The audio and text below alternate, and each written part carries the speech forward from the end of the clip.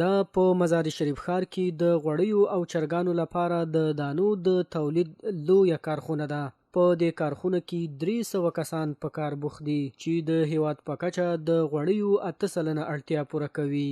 که ما تقریبا 80% بازار ما در کنترل خود داریم، تنها در بخش روغن که انشالله ما کوشش های دوامدار خودم داریم که بعد از این ما به 100% برسانیم که یعنی خودکفایی بر خود ما شود. ما ضرورت به نیاز یا وارد کردن روغن های خارجی نداشته باشیم و همگی هموطنان ما از روغن مفید و یا روغن های خود تولید کشور ما استفاده کنند.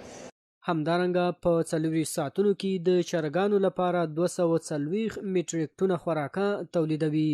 مسئولان وايي هڅه کوي چې دغه کچه نور هم لوړه کړي.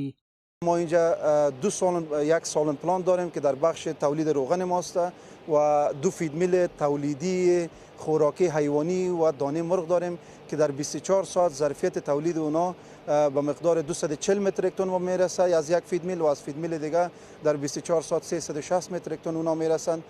موپید ګروپ د هیواد په شمال کې لویه تولیدي کارخونه ده چې د غوړیو، چرګانو، څارویو خوراکي تولید، همدارنګه بزګرانو ملاتړ، روزنې او د سویابینو ترویج په برخه کې د پام وړ فعالیت کوي.